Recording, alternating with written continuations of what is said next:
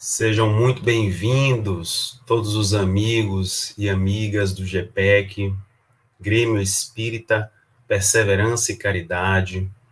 Hoje teremos uma tarefa doutrinária, mas antes de iniciar, vamos fazer a nossa prece de abertura. Vamos elevar os nossos pensamentos ao alto, em agradecimento ao nosso Pai, por este momento único, tão importante em nossas vidas, em que estamos aqui para falar de Deus, para falar do Evangelho, para falar de Jesus, para refletir acerca dos pensamentos divinos e que possamos interiorizá-los em nossas vidas, traduzindo-se através de um comportamento, de uma conduta que todos nós desejamos um dia ter em nossas vidas. Que a luz, que o bem, que a inspiração do alto esteja conosco, agora e sempre. Que assim seja.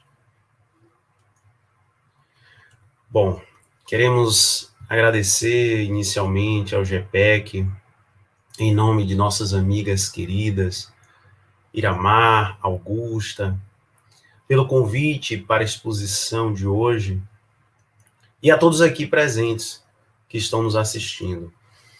A proposta é falar sobre a parábola do argueiro e a trave, que está no Evangelho de Mateus e também no Evangelho segundo o Espiritismo. Eu penso que este é um assunto muito pertinente para refletirmos nos dias atuais. Aliás, vejo que deveríamos recorrer a este ensinamento do Cristo constantemente em nossas vidas. E assim conseguiríamos viver melhor, estar em consonância, em harmonia conosco e com a humanidade, com Deus. Creio que muitos de nós já sabem até que as imperfeições humanas nos levam, às vezes, a apontar os defeitos alheios, nos levam a censurar, a criticar, a julgar. E como se não bastasse, ainda existe aquela falsa sensação de que estamos fazendo a caridade. Olha, eu não estou lhe chamando a atenção, estou apenas fazendo um comentário, uma sugestão. Você podia melhorar isso, melhorar aquilo, você fez errado assim, você se equivocou dessa forma. Mesmo que por trás de tudo isso exista uma grande motivação que nós sabemos que é o orgulho de nos colocarmos acima de tudo e de todos, ou apenas para ocultar aquilo que nós guardamos em nós, dentro de cada um de nós. Como vamos ver mais adiante. Então, simplesmente esquecemos de tudo isso, ou sequer lembramos, ou sequer pensamos em nos corrigir primeiro, antes mesmo de apontar para o outro. Ainda habita dentro de nós, seres humanos, muitas imperfeições, assim como os vícios morais, as sombras nas quais deveríamos trabalhar a fim de nos depurarmos moralmente, espiritualmente. A questão é de que pouco olhamos para o nosso íntimo, pouco nos observamos, sempre com a atitude do dedo em riste, de apontar, de censurar, de julgar a tudo e todos. Mas como espíritos que estamos aqui neste orbe, neste planeta, ainda em progresso, devemos compreender também que a história do argueiro e da trave no olho se traduz na principal lição que nós precisamos ter para eliminar o orgulho de nossas vidas. E essa lição Jesus retratou de uma forma lúdica, alegórica, e foi registrado no Evangelho de Mateus, no versículo 1 a 5 do capítulo 7. E nos leva à reflexão acerca dessa máscara que muitos de nós ainda colocam, como se fosse aquele juiz punitivo, aquele juiz hipócrita, aquele juiz que se esconde por debaixo da sua toga falsa, dissimulada, e que muitas vezes incorporamos para sair por aí distribuindo sentenças, condenações, coisa que nem mesmo Jesus fez. Não foi à toa que o mestre disse: não julguem, para que vocês não sejam julgados. Porque da mesma forma que você julgar, você também será julgado. E a medida que você utilizar também será usada para medir você. Então, por que no cisco, no argueiro que está no olho do seu irmão e não se dá conta da trave, do galho, da viga que ainda está nos seus olhos? E ele continua: como você pode dizer ao seu irmão, deixa-me tirar o cisco do seu olho, o argueiro do seu olho, quando ainda existe em seu próprio olho a trave, a viga? E aí ele finaliza a sua mensagem, a sua parábola, dizendo: hipócrita, hipócrita, tire primeiro a viga do seu olho, tire primeiro o argueiro, o cisco que lhe incomoda, que é, na verdade, nós não dizemos que incomoda, mas ele está ali e nos dá essa sensação de incômodo, sim. E aí ele diz que você verá claramente para tirar o cisco do olho do seu irmão. Aí nós vamos conseguir enxergar de verdade o que é certo, o que é errado, o que é defeito, o que é qualidade. Porque a maioria de nós ainda enxerga por sua própria lente embaçada, suja, ainda distorcida, aquilo que o outro aparentemente é.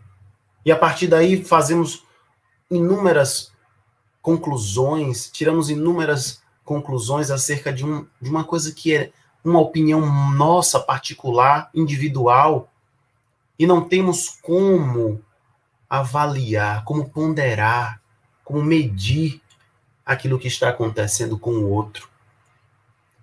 E nós vamos ver que essa palavra argueiro é justamente isso, é um cisco leve, é algo insignificante, enquanto que a trave ou viga é uma espécie de galho, de pedaços de madeira, ou qualquer outro material que é utilizado para sustentar ou reforçar qualquer tipo de estrutura. Então é algo muito maior, grandioso. Então ele usa esse paralelo, essa metáfora, esse contraste para que cada um de nós possa realmente se observar. É mais um exemplo da preocupação de Jesus em usar de coisas simples, chamativas também, e que às vezes gera esse pensamento absurdo para que suas palavras pudessem permanecer na memória daqueles que lhe ouviam desde aquela época. Porque ele sabia da necessidade de que isso perdurasse por longo tempo durante a existência humana, uma vez que é algo que nós ainda não conseguimos superar. O orgulho, a vaidade, o egoísmo. E grande parte da humanidade sequer ainda passou a tomar conhecimento desses ensinamentos. As palavras ficaram, sim, foram entendidas por muitos, mas mesmo depois de tanto tempo, muitos de nós ainda têm dificuldade de compreendê-la. E não percebemos ainda o seu real significado, a sua importância em nossas vidas, enquanto que outros tantos nem sequer estão se preocupando com isso. Ainda continuam vendo o cisco, o argueiro nos olhos dos outros, quando em verdade possuem uma trave enorme, defeitos, imperfeições absurdas até, mas que nem eles mesmos conseguem reconhecer. Então, quanto mais estudamos o Evangelho, mais Jesus cresce em nossas vidas, se eleva e alcança realmente esta consciência sublime aos nossos olhos. E a nossa imperfeita capacidade ainda de perceber as coisas, de compreender, de entender esses ensinamentos, por mais de 2000 anos, mostram quanto ainda temos que melhorar. E o quanto tudo isso que Jesus nos disse é muito atual, é muito contemporâneo. Qualquer semelhança é mera coincidência com o que nós vivemos hoje, no mundo dos cancelamentos, no mundo virtual, onde basta um comentário para que tudo se desmorone na vida da pessoa, ou daquele que comentou, ou daquele que foi comentado. Então não muda nada. Naquela época não existia tecnologia como tem hoje, mas mesmo assim, continuamos sendo os mesmos de antigamente. Então, nessas palavras que Mateus, o evangelista, nos apresenta, essas palavras de Jesus, são percebidas com facilidade o quanto o homem é capaz de perceber os erros dos outros e a dificuldade que temos de perceber os nossos erros. E com essa máxima, com auxílio também dessa moral do Cristo e do Evangelho segundo o Espiritismo, vamos conseguir fazer profundas meditações.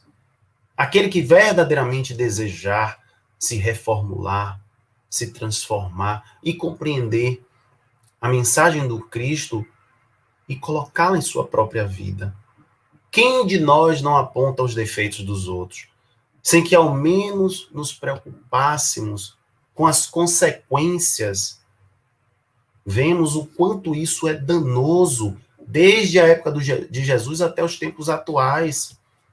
Basta uma palavra, basta uma frase, basta um áudio, um vídeo, para que sejam destruídas as reputações, a moral, enfim, das pessoas.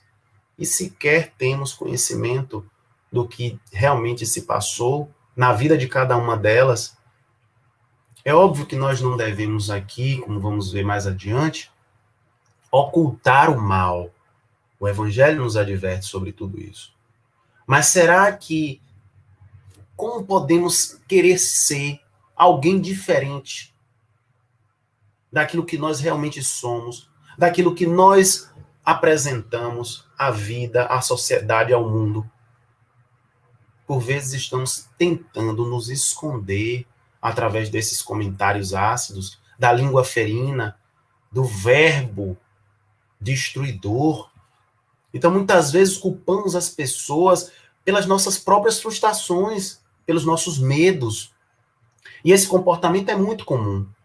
Esse comportamento é extremamente comum, porque sempre queremos analisar o mundo por meio da nossa ótica, da nossa visão, da nossa lente embaçada, sem que a gente se preocupe com qualquer uma das possibilidades que possam existir na vida dessas pessoas, no mundo, no contexto em que elas estão. Então, se alguém que é sincero, às vezes também consigo, e por vezes isso é muito raro, é sincero no sentido de evitar até fazer certos comentários, a pessoa pode ser também rotulada como prepotente, como arrogante, como antipático, diante de tantas outras coisas que podem ser ditas também. Simplesmente porque a pessoa, às vezes, é fiel às suas convicções e prefere se manter concentrado nas suas ideias, nas suas aspirações, nos seus desejos, e não emite opiniões acerca de determinado tema, seja ele religião, esporte, política, sociedade, seja o que for.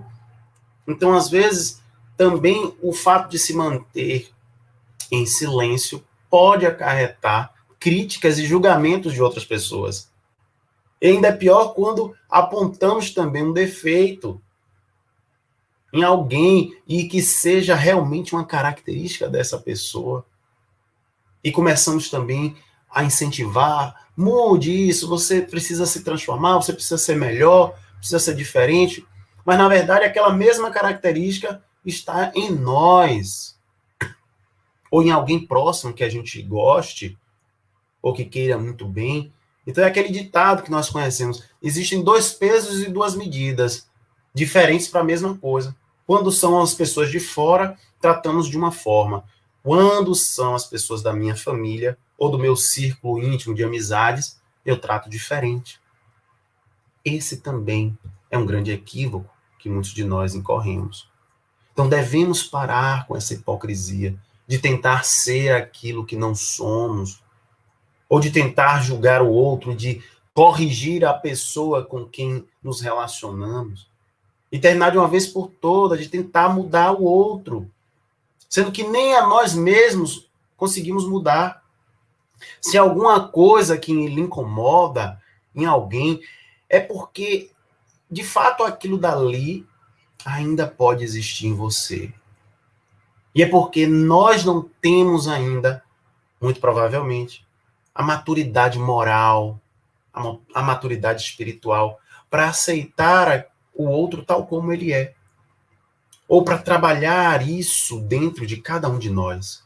Então, se a gente fosse tão elevado, se a gente fosse espírito puro, como achamos que muitos de nós somos, com certeza seria mais fácil aceitar o outro com as suas dificuldades, com todos os seus defeitos. Mas a compreensão do outro também é importante. Mesmo que ele tenha vícios, graves vícios de caráter até, saber que aquela pessoa está numa condição de imperfeição e que ela tem suas fragilidades, suas limitações, e que nós estamos aqui também no mesmo processo. Talvez até a condição dele seja diferente da minha em um determinado aspecto, mas em outros, talvez esta pessoa já esteja melhor do que eu, e eu ainda estou lá atrás. É isso que devemos compreender. Esta aceitação do outro tal como ele é, trabalhar para que nós possamos também ajudá-lo, e assim estaremos nos ajudando, faz parte do princípio da fraternidade, da solidariedade, da generosidade, que Jesus vem nos ensinar através desse grande ensinamento, desse grande princípio. Mas nunca devemos impor também sobre o outro o que achamos acerca das pessoas, ou o que achamos acerca desta com quem estamos conversando, sem ao menos tentar também mudar isso que existe em nós. Antes de falar que José é alguém muito ganancioso, será que eu ainda sou ganancioso? Antes de falar que Maria é uma pessoa mesquinha, será que eu ainda não sou uma pessoa mesquinha? Então, analisar e comparar na mesma balança esses aspectos que são comuns da vida, e não é porque às vezes estamos ostentando esse tipo de defeito ou ainda alimentando isso em nós que vamos nos sentir também a pior das pessoas. É necessário sim tocar nesse ponto, porque estamos às vezes cheios de messias, cheios de santos, cheios de doutores da lei, não é? Como se todos eles aqui encarnados, como se tivéssemos que ouvir sempre algo de alguém que diz, olha, você tem que viver dessa maneira, você tem que fazer dessa forma, dizer o que nós temos que falar, dizer a forma como nós temos que nos comportar. Mas será que nós realmente temos essa capacidade? Muitos espíritos já nos deixaram seus testemunhos e muitos disseram que quando chegaram ao mundo espiritual, perguntaram para eles o que você fez de você mesmo, o que você fez da sua própria vida. Ou você apenas permitiu que os outros fizessem com você? Percebe como é preciso refletir sobre essas perguntas, sobre essas indagações que são da nossa vida cotidiana? E Jesus, na sua imensa sabedoria, ele usa dessa alegoria, ele usa desse contraste, desse simbolismo, para mostrar que um irmão que está apontando uma pequena farpa, um pequeno cisco nos olhos do outro, enquanto aponta, ele, na verdade, está tapando também a sua visão, através de uma árvore, de um galho, enfim, de algo que seja muito maior e que nem ele mesmo reconhece.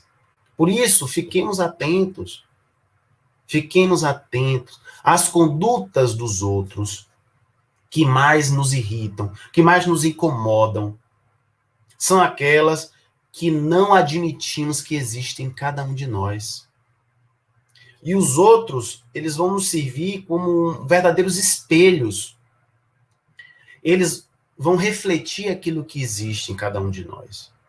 Aquilo que realmente somos e que às vezes passamos a conhecer, quando queremos.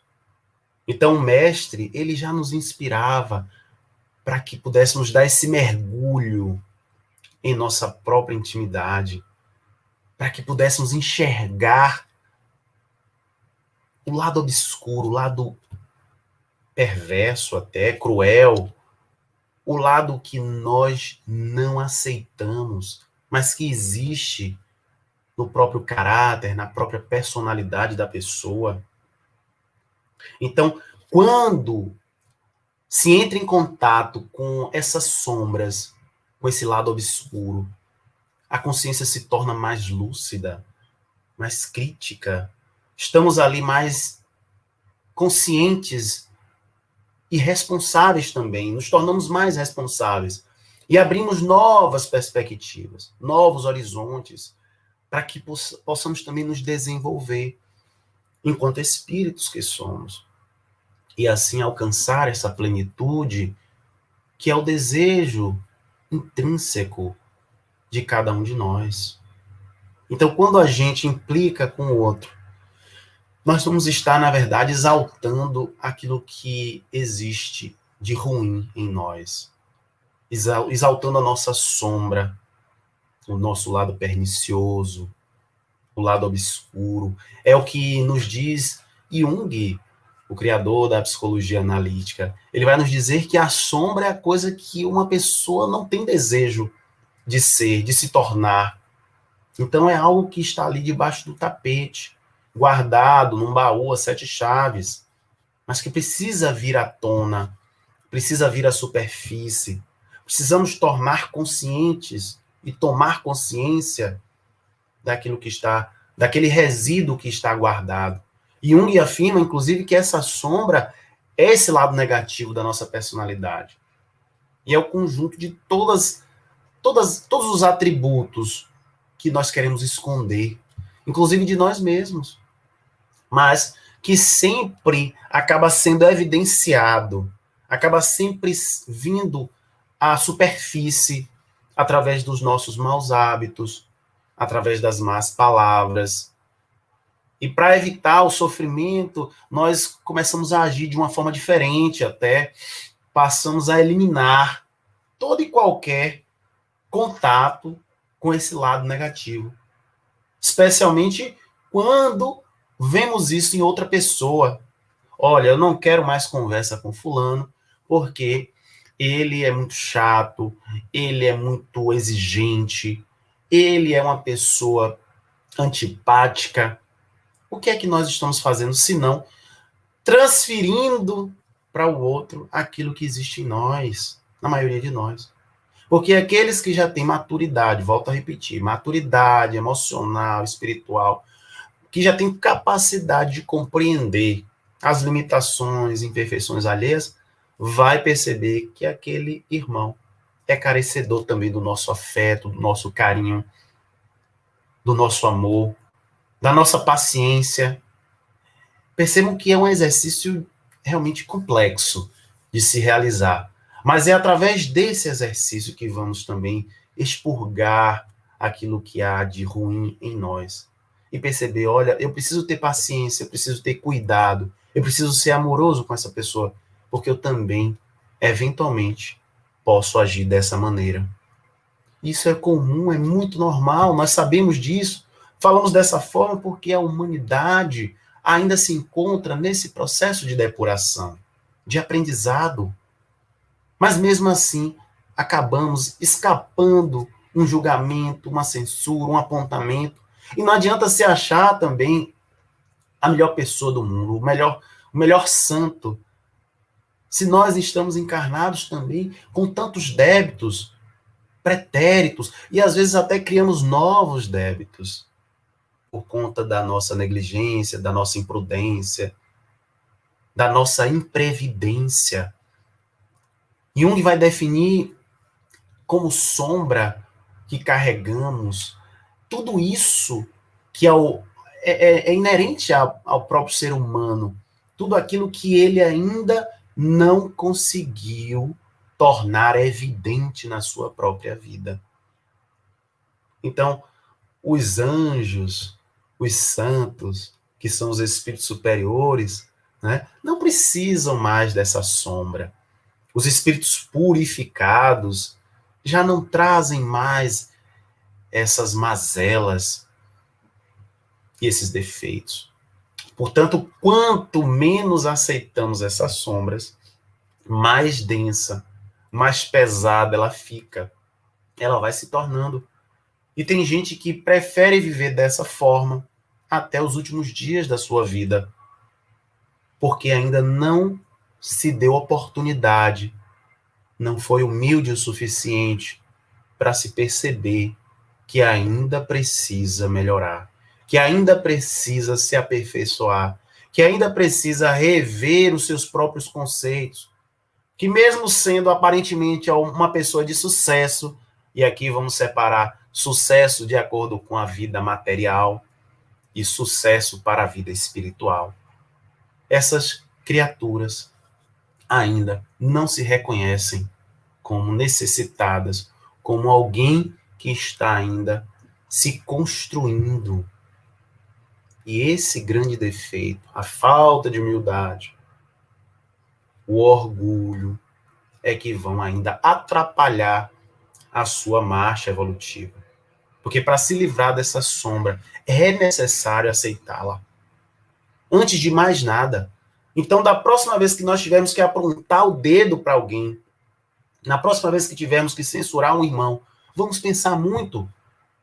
Porque só com essa reflexão, só com essa análise mais cuidadosa, é que vamos conseguir também extirpar esse mal, eliminar isso que existe em cada um de nós e que vamos, às vezes, projetando para o outro, projetando ao nosso redor, é com um companheiro, com a companheira, com um filho, uma filha, um familiar, um colega de trabalho. Ah, eu não suporto fulano de tal. Eu não aceito esse jeito dele ou dela. Por que será? Já nos perguntamos isso? Fica a reflexão. Por isso que não devemos julgar. Não há como comparar também as pessoas. Ah, eu gosto mais de você porque fulano é assim assado. Olha, entre vocês dois eu prefiro esse ou aquele. Cada um é um. É impossível, por exemplo, comparar Patrícia com Juliana, porque ninguém é padrão. Não existe uma medida oficial. Quando esse princípio básico é assimilado, quando essa ideia central consegue ser interiorizada por nós, espíritas, cristãos, enfim, fica muito mais fácil perceber que ninguém vai ser melhor ou pior do que ninguém. Cada um é o que é, e cada um está dentro da sua condição evolutiva, que poderá melhorar, sim, basta que a gente queira. É livre escolha de cada um de nós. Podemos continuar também sendo uma pedra, não no sapato dos outros, mas no nosso próprio sapato. Porque não estamos fazendo mal somente aos outros, estamos fazendo mal principalmente a cada um de nós. No momento em que me recuso a me colocar receptivo diante da vida, diante do processo evolutivo, diante do meu autoconhecimento, infelizmente a maior parte da humanidade tem essa visão também de que nós precisamos ser ou bons ou ruins, fazer o bem ou fazer o mal. Enfim, é uma visão às vezes maniqueísta também, né? Fundamentada nessa ideia de duplicidade de coisas, né?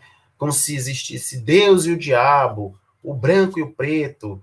Então imaginamos que só existe isso, que só podemos classificar as pessoas dessa forma, entre feios e bonitos, entre ricos e pobres, enfim, que na verdade não há qualquer sentido.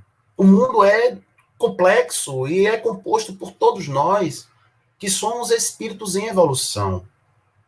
E ainda que a gente tem muito pela frente para aprender, muito a se corrigir, quanto mais cedo percebemos isso, quanto antes pudermos realmente redirecionar os nossos passos, com certeza será mais fácil conviver com todas essas diferenças, com toda essa diversidade. Qual seria então o problema do mundo se não a intolerância, a dificuldade de aceitar o outro tal como ele é? Não é concordar, vejam bem, existe uma diferença. Não estamos falando aqui em aceitar, ou melhor, estamos aqui falando em dizer amém a tudo que o outro nos diz. Mas essa pessoa que pensa diferente de nós tem todo o direito e toda a liberdade de falar aquilo que ela deseja, desde que ela também nos respeite, desde que haja também essa condição de limites, porque aquilo que é bom para mim talvez não seja bom para o outro. E precisamos nos colocar no lugar das pessoas antes mesmo de falar, de pensar, de agir, porque assim vamos poder viver num mundo melhor, compreender e perdoar as pessoas, porque elas ainda têm essas dificuldades. E se nós hoje já conseguimos identificá-las, já é um grande avanço, já é um grande progresso, porque nem todo mundo é 100% ruim, e não existe aqui também na Terra aquele que seja 100% perfeito, e nem alguém que é 100% imperfeito. Todos nós, habitantes deste planeta, somos essa mistura de coisas. Coisas boas, outras não tão boas assim. Perfeição perto daquilo que nós podemos imaginar que seja, utilizando Jesus como o modelo mais perfeito, muito embora Jesus ainda continue evoluindo e progredindo. É isso que os espíritos também nos dizem. Realmente é algo muito distante da nossa atual realidade. Mas todos nós estamos destinados, sim, à perfeição. Então, acreditar, confiar, ter fé de que um dia vamos alcançar esse momento é individual, é um pensamento individual, pessoal. Cada um faz da sua própria vida aquilo que acha melhor. Mas nós sabemos que não existe perfeição em nosso planeta. Mas um dia alcançaremos esse estágio. Mas até lá, vamos nos esforçar e evitar perder tempo. Tempo evolutivo. Sim. Espíritos em que o bem prevalece muito mais do que as suas más inclinações já existem aos montes aqui no planeta Terra. Vamos nos espelhar em cada um deles, muito embora ainda não sejam espíritos completamente depurados. Ainda persistem algumas más inclinações, isso é verdade.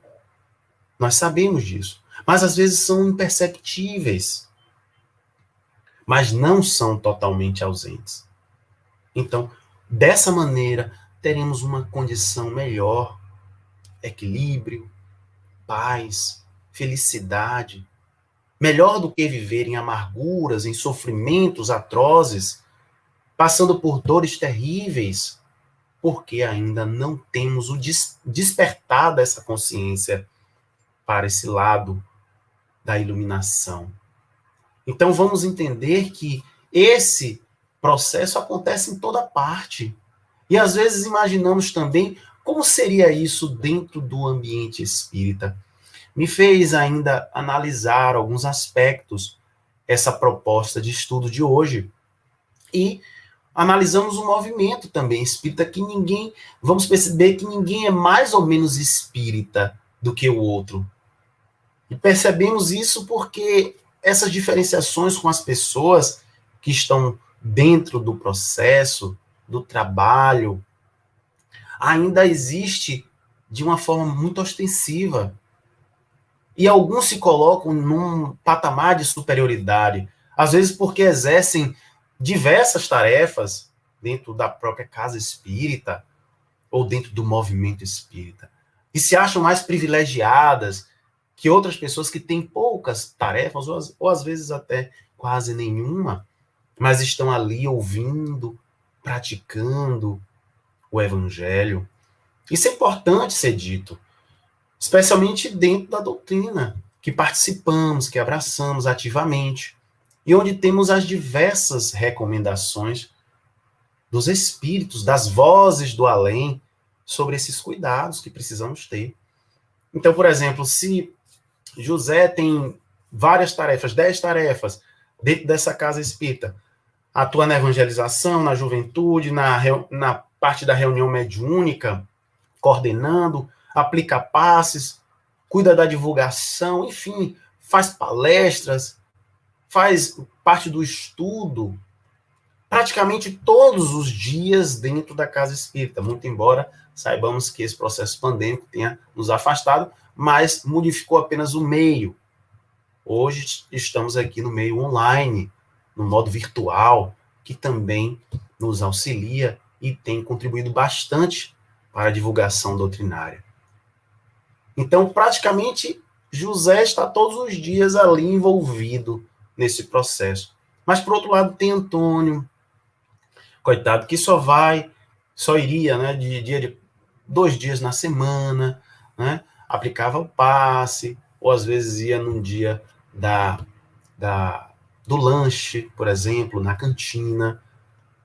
Aí muitas pessoas, né, imaginam, ou o próprio ser que está nessa condição, aquele que vai todos os dias, que está ali sempre envolvido com as tarefas, ele se julga como sendo privilegiado por ter um passaporte, né, carimbado para a colônia Nosso Lar, por exemplo. Enquanto que o outro irmão, o Antônio, não teria a mesma sorte que ele. Mas não é por aí, gente. Jesus é bem claro sobre o assunto quando ele se refere aos trabalhadores da última hora. E é nessa passagem, é nesse momento em que foram recrutados aqueles para trabalharem no último instante, no último período, que eles receberam também o mesmo salário daqueles que entraram na primeira hora.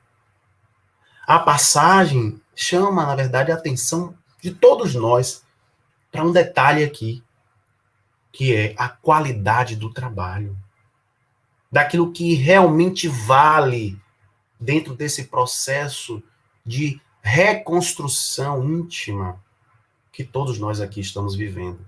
Não é a quantidade, não é o excesso, mas a qualidade, aquilo que nós estamos fazendo com a verdadeira entrega, com dedicação, com amor, com cuidado, com carinho e atenção. Por isso é importante olhar para si mesmo, como se fôssemos também alguém de fora. Essa é a melhor maneira da gente se reconhecer, de se conhecer a si mesmo, como vão nos dizer os grandes sábios, desde antes de Cristo, como Sócrates e tantos outros. Essa célebre frase, conhece-te a ti mesmo, estava lá na Grécia, no templo de Delfos. Essa mensagem, desde então, vem sendo reafirmada por tantos e tantos sábios, espíritos, avatares. Santo Agostinho nos diz isso na questão 919 de O Livro dos Espíritos. A existência humana está marcada por essa necessidade de conhecer a si mesmo. Mas será que isso é possível?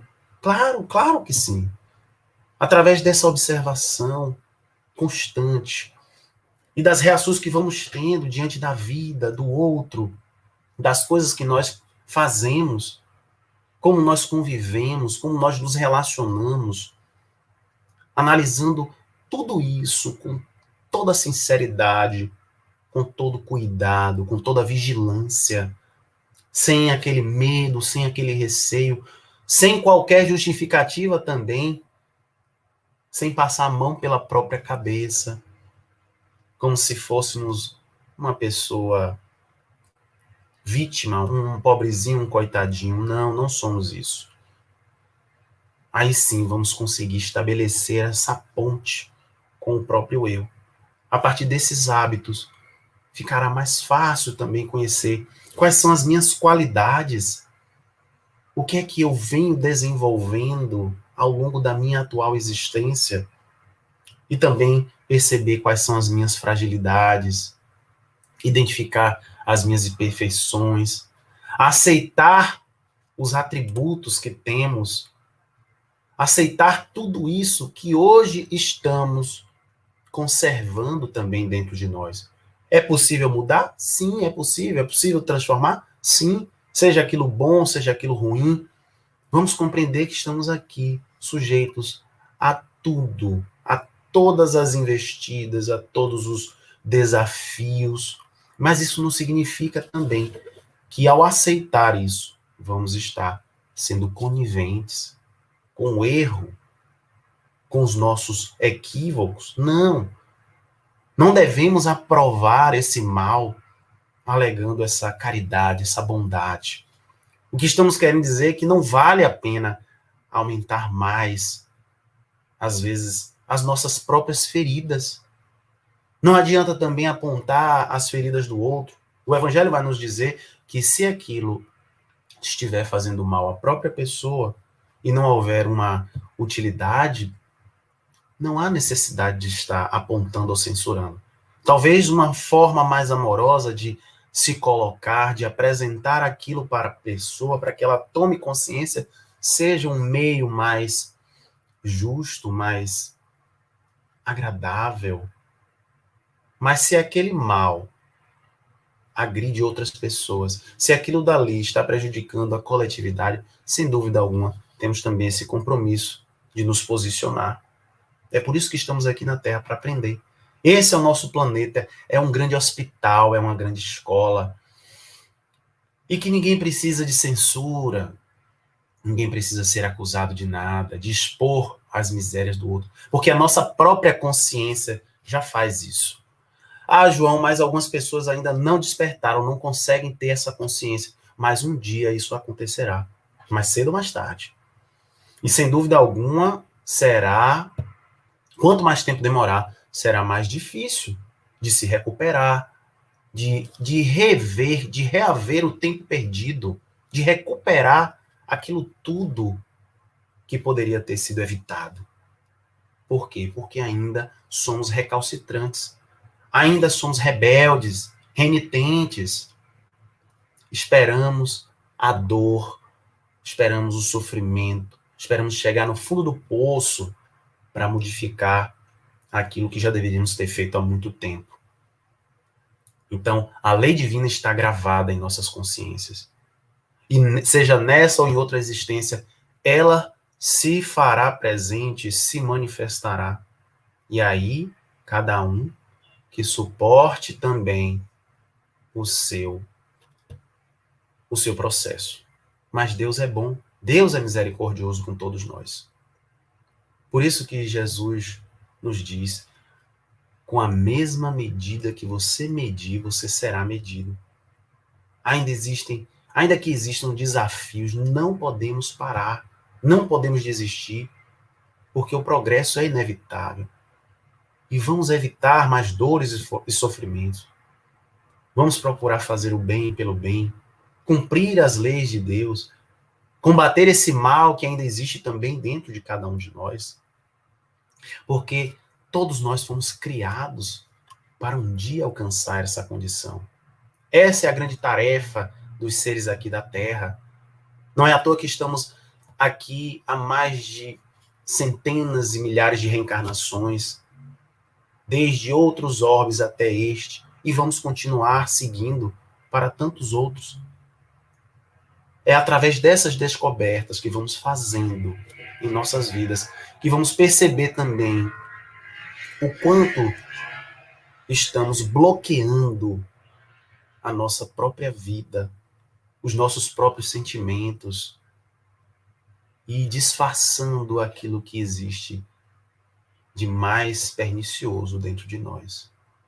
Então, esse orgulho precisa ser eliminado. Este sentimento de crueldade que às vezes ainda cultivamos dentro de cada um de nós. Então, é esse orgulho que nos leva realmente a perceber que nós temos ainda muito a melhorar. E não adianta se recusar, porque nós sabemos que isso virá à tona. E as pessoas vão perceber. E essa falta de caridade consigo mesmo é também um egoísmo que precisa ser eliminado. Não só observar os defeitos alheios, mas também deve se observar e observar os seus próprios defeitos. E parar de dizer, eu não faço isso porque sou melhor do que ele. Eu não faço aquilo porque, na verdade, fazemos tudo isso e muito mais. Muita gente boa que quer ser vista, às vezes, como ela pensa que é, ou deseja parecer. Na verdade, está escondendo, ocultando os seus próprios defeitos, apontando os dos outros. E o julgador pensa que consegue fazer isso e consegue desviar a atenção, mas não consegue. Se os encarnados ainda não percebem, sem dúvida alguma, os invisíveis já estão lhe acompanhando. E aqueles que também pensam da mesma forma se unem a cada um de nós, de acordo com as nossas intenções, com os nossos desejos. É por isso que Kardec nos alerta que o orgulho é a fonte de todos os vícios, é a grande chaga da humanidade. Precisamos extirpá-la, afastá-la. Por isso que o orgulhoso não é, ou às vezes tem dificuldade também, de ser uma pessoa caridosa, de ser uma pessoa indulgente, de não ver as faltas do outro, de ser tolerante, de ser generoso, enfim. Portanto, meus amigos, estamos nos aproximando do final da nossa fala. Vamos recordar Jesus. Vamos procurar nos espelhar naquele que é o nosso guia e modelo. Vamos procurar ver e destacar também o que há de bom nas pessoas, o que há de bem, o que há de belo, porque assim estaremos sendo também benevolentes com cada um deles. Não é isso que desejamos? Que o outro seja benevolente também com as nossas faltas, no momento em que errarmos, porque é isso que desejamos para nós e também precisamos desejar aos outros. Deixa a crítica de lado, deixa a exigência para você, na sua própria luta, nas suas imperfeições, mas tenha certeza de que todos nós, trazemos sim essa essência divina, essa essência do amor, da caridade, do perdão, dessa perfeição que um dia alcançaremos e que vai se manifestar de uma forma ou de outra em toda a sua plenitude. Basta que a gente queira também e trabalhe para isso. Sigamos em frente, meus amigos, com a fé, com a coragem que o Pai nos concede a todo instante. Que Jesus nos abençoe a todos. Vamos agora encerrar com uma prece final, agradecendo ao nosso Pai também pela oportunidade que tivemos de expor essas palavras, de transmitir essa mensagem, que ela possa servir de consolo, de paz, que ela possa servir como uma mola propulsora para o nosso crescimento, para a nossa transformação. Que Jesus nos abençoe a todos, muita paz para todos os amigos que estão aqui nos assistindo, para o GPEC. Que assim seja.